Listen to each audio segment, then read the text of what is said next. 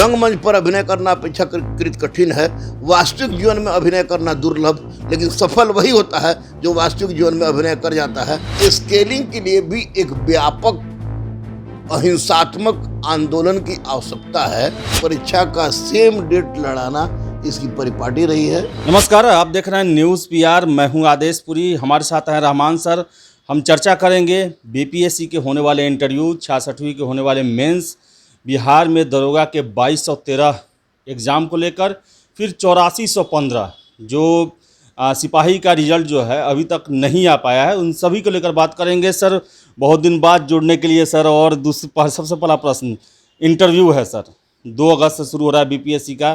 क्या चीज़ पर अभी ध्यान देना चाहिए कैंडिडेट को? अभी देखिए, इंटरव्यू में अभी सबसे बड़ी बात जो अभी ट्रेंड देखा जाता रहा है, अब तक जो हम देखते आ रहे हैं कि ट्रेंड में एक तो उनका जो ऑनर्स पेपर है उसको थोड़ा सा हल्का देख लें। हमारे बहुत सारे बच्चों का ऐसा है कि पेपर ऑनर्स में कुछ और रहता है, सब्जेक्ट कुछ और रखते हैं, तो ऑनर्स का पेपर वो अच्छा देख लें।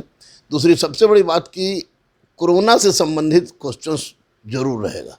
कोरोना का प्रत्येक वेरिएंट से क्वेश्चन रहेगा, क्या परिस्थिति रही है, और ज्योग्राफी हो, पॉलिटी हो, इकोनॉमी हो या साइंस एंड टेक्नोलॉजी हो, उसमें परंपरागत प्रश्नों को आधुनिक तथ्य के साथ जोड़कर कि वर्तमान में कौन कौन सा डेवलपमेंट हुआ है उसको करेंट पूरी तरह से देख लें। नेशनल और इंटरनेशनल इशू को अच्छा से स्टूडेंट देख लें, निष्ठ और बोल रहे हैं। और सब इंटरव्यू की सबसे बड़ी खासियत होती है कि आप कितना जानते हैं उसका मतलब नहीं है, आप जो जानते हैं उसको कितना बढ़िया से और किस रूप में उसको प्रस्तुत कर रहे हैं। क्योंकि आप अधिकारी बनने जा रहे हैं, अधिकारी के लिए आपकी ताकत की आवश्यकता नहीं होती है, आपके निर्णय की जरूरत होती है कि आपका निर्णय कैसा है। तो इंटरव्यू वास्तव में एक साइको टेस्ट है, और वैसी परिस्थिति में वो बच्चा अच्छा कर जाता है जिसके पास नॉलेज तो रहता ही, ज़ाहिर सी बात, मेंस क्वालिफाई किया है तो नॉलेज होगा ही, लेकिन अपने आप को बोल्डली शो कर जाता है। मैं तमाम उन छात्राओं से जो कि 65वीं आपको इंटरव्यू देने जा रहे हैं, उनसे यही कहूँगा कि रंगमंच पर अभिनय करना अपेक्षाकृत कठिन है। रंगमंच पर अभिनय करना अपेक्षाकृत कठिन है।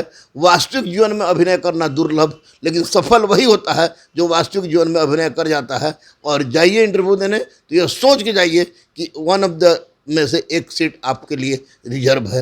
बोल्ड होकर जाइए और टोटल परंपरागत जो आपने पढ़ा है उसको और आधुनिक करंट अफेयर को ज़बरदस्त ढंग से पढ़ के जाइएगा, क्योंकि हो जाएगा। जिस पद के लिए आपने अपना चॉइस दिया है वह पद पर क्यों जाना चाहते हैं, झूठ मत बोलिएगा, क्योंकि सामने वाला जो रहता है वो आपको सबको जानता है। जो हो सच बोलिएगा, अच्छा होगा, आपके लिए अच्छा होगा। सर, मेंस भी 66वीं का होने वाला है अगस्त में सर, और उसके लिए सर अभी किन चीज़ों पर ज़्यादा ध्यान देना चाहिए? हम देखें तो सर आजकल जो ह्यूमैनिटी है उनमें कम अंक आ रहा है या कम बच्चे सक्सेस कर पा रहे हैं, तो उसके लिए क्या चेंज करना चाहिए अपने हिसाब से कि अच्छा से अच्छा नंबर लाया जा सके? देखिए, ह्यूमैनिटीज में जैसे मैं तो हिस्ट्री का छात्र हूँ और टीचर जो कही, हिस्ट्री हो गया, ज्योग्राफी हो गया, पॉलिटी हो गया, इकोनॉमी हो गया, आपको एंथ्रोपोलॉजी हो गया, LSW हो गया, तो एक समान ट्रेंड रही। हम लोग समय भी ट्रेंड था, हम लोग भी इसी ट्रेंड पर चलते थे कि किसी क्वेश्चंस को उठा के अब क्वेश्चन का आंसर रट लिए या क्वेश्चन का आंसर किताब से बना लिए और जाके हूबहू उसी तरह छाप दिए। मेंस में आपका कौन पेपर उससे मतलब नहीं है। मेंस में आपकी अवधारणा पूछना चाहता है कि what types of concept you have, पूछना चाहता है कि आप में विपरीत परिस्थिति में आप किस स्थिति को टैकल करने की क्षमता जानते हैं कि नहीं। एनालिटिकल अप्रोच जानना चाहता है, और जानना चाहता है कि विषय वस्तु की इसकी पहचान कैसी है, इसकी पकड़ कैसी है, वो जानना चाहता है। और सबसे महत्वपूर्ण जानना चाहता है कि जो यह जान रहा है उन सारे चीज़ को यथासंभव अपने शब्दों में लिख दे, तो निश्चित रूप से वैसी परिस्थिति में रिजल्ट आता है। मैंने ह्यूमैनिटी के लड़कों को टॉप करते भी देखा है, जिसका ज्वलंत उदाहरण प्रशांत कुमार थे, जिनका हिस्ट्री और सोशियोलॉजी था, और दोनों पेपर होने के बावजूद यूपीएससी में वो टॉप किए थे। तो निश्चित रूप से ह्यूमैनिटी का लड़के का नंबर कम आ रहा है। कम आने का कारण, एक तो कारण है कि उनका डायरेक्ट तुलनात्मक अध्ययन हो जाता है। आपको स्केलिंग भी नहीं किया जा रहा है। इंजीनियर स्केलिंग नहीं किया जा रहा है, बीपीएससी की बदमाशी है। इसमें लड़के को बार बार हम लोग कहते हैं, जैसे नहीं आपको रेगुलर नहीं था बीपीएससी, तो उसके लिए बार बार आंदोलन हो रहा था। मैं भी गया था, तो गौतम कृष्ण एक रशीद साहब विधायक में भी खड़ा हुआ, तो वो भी गया था। तो इस आखिर निर्धारित हुआ, इसका कैलेंडर निर्धारित हुआ। तो स्केलिंग के लिए भी एक व्यापक अहिंसात्मक आंदोलन की आवश्यकता है, और बीपीएससी को चाहिए कि थोड़ी बहुत जो छवि उसकी खराब इधर हुई है, उस छवि को मेंटेन करने के लिए माननीय बीपीएससी के अध्यक्ष महोदय से मैं यही रिक्वेस्ट करूंगा कि आप स्केलिंग पद्धति लाइए, और बीपीएससी में कम से कम वैसा काम मत कीजिए जिसके कारण बस बीपीएससी पर लोगों को संदेह होने लगे, और जब बीपीएससी पर संदेह होगा तो निश्चित रूप से आप एक अच्छे अधिकारी की अपेक्षा नहीं कर सकते हैं, अच्छे राज्य और अच्छे देश की अपेक्षा नहीं कर सकते हैं। बीपीएससी को अविलंब स्केलिंग सिस्टम लागू करनी चाहिए, क्योंकि यहाँ पर कोई आईआईटी से करके आ रहा है इंजीनियरिंग, और उसके तुलना हो रहा है किसी गांव में पढ़े हुए लड़का से जिसका history, geography, polity, economy subject रहा हो, तो निश्चित रूप से वैसी परिस्थिति में वह IIT Kanpur, IIT Kharagpur, IIT Bombay वाले लड़का से तुलना नहीं कर सकता है। तो वैसी स्थिति में स्केलिंग ही एकमात्र माध्यम है जिसके माध्यम से वो उस बच्चों को भी इंसाफ मिल सके जो कि बेचारा गाँव देहात में पढ़ा हुआ है।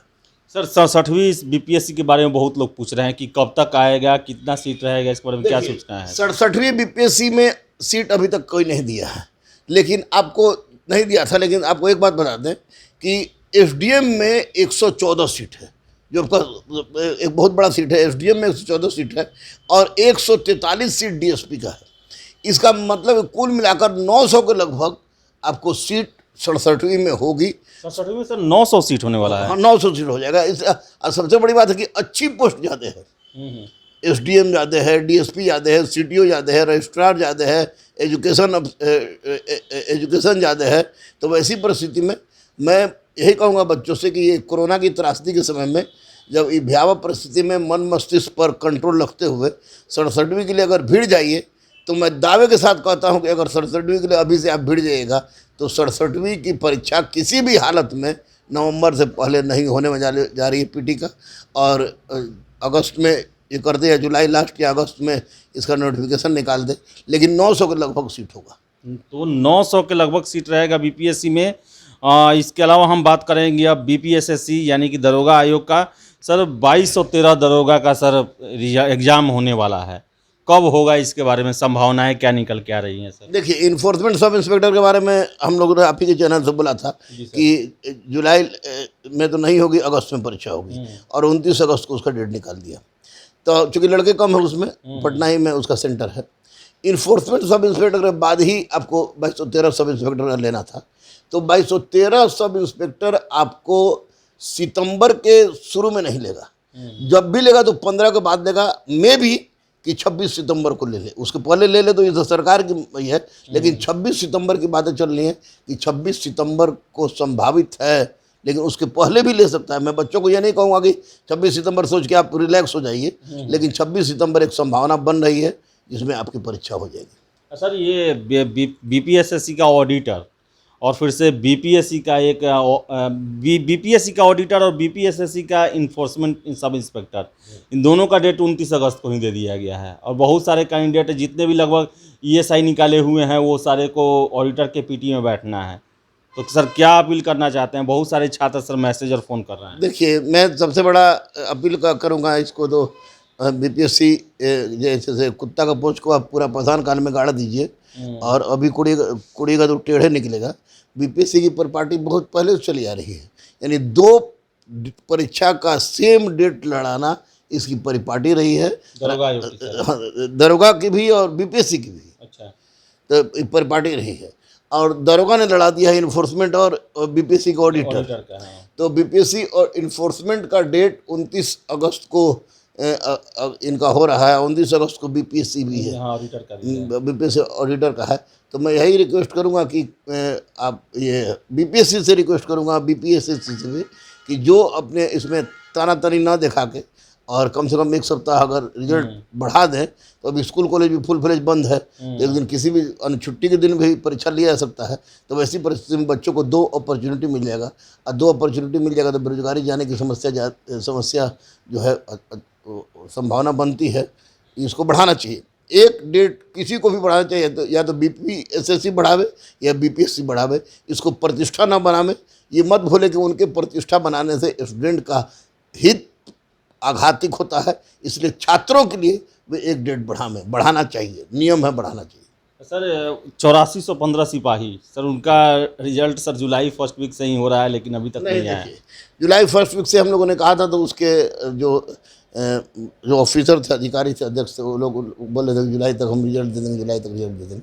लेकिन कोरोना एक त्रासदी ग्रुप में आया, 28% 29% कॉपी चेक हुई है।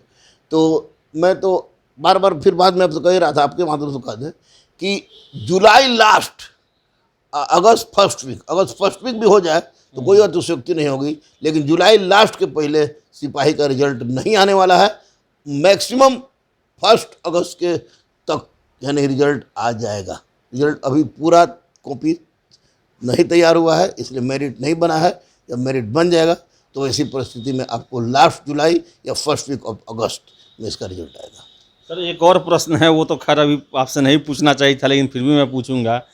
तृतीय सचिवालय सहायक, द्वितीय इंटर स्तरीय, क्या सर आयोग ये भूल चुका है क्या कि ये सब परीक्षा उन्हें लेना भी है? नहीं, बिल्कुल नहीं, आयोग बिल्कुल नहीं बुलाया। मैं आयोग हमारे मौसा नहीं है कि उनका मैं सपोर्ट करूँ। मैं बच्चों के लिए हमेशा मैं लड़ता आया हूँ, आप हमेशा लड़ते आए हैं। बच्चों के हित की बात हम लोग सोचते हैं। 2181 सीट थर्ड ग्रेजुएट में निकल है, सैंक्शन हो गया है। आई हैव द और कैलकुलेशन उसका। और 2458 सीट या 98 सीट आपको द्वितीय इंटर स्तरीय का। अब सबसे बड़ी बात है कि जो 7-8 साल में आपने इंटर स्तरीय परीक्षा नहीं लिया, प्रथम इंटर स्तरीय 12,140 का आपने परीक्षा अभी तक संपादित नहीं किया है और डेली उसमें विवादें आ रहा है, तो आयोग की मंशा, सबसे पहली मंशा है कि वह किसी भी तरह येन केन प्रकारेण आपको टाइपिंग टेस्ट ले ले और लेके उसके बाद ये करे। दोनों की बहाली, इंटर स्तरीय क्लर्क और थर्ड ग्रेजुएट, ये दोनों की बहाली किसी भी हालत में आएगी। कब आएगी सर?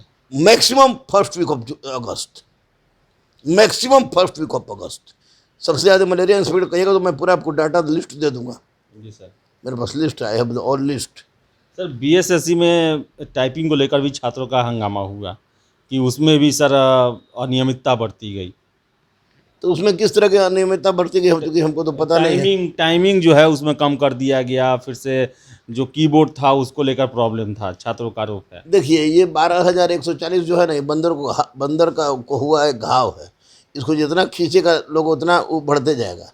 इसको ये सबसे बड़ा खुजली बन गया है आयोग के लिए भी, सरकार के लिए भी, कि किसी तरह 12,140 निकल जाए। उसमें अब लड़के हल्ला कर रहे हैं तो करें, लड़का के साथ में हम रहेंगे, लेकिन हमको पूरा आइडिया नहीं है कि इसमें किस तरह की धांधली हो रही है, कीबोर्ड ख़राब है क्या है। अगर ऐसा है तो सरकार को चाहिए कि इस पर ध्यान दे। जी सर।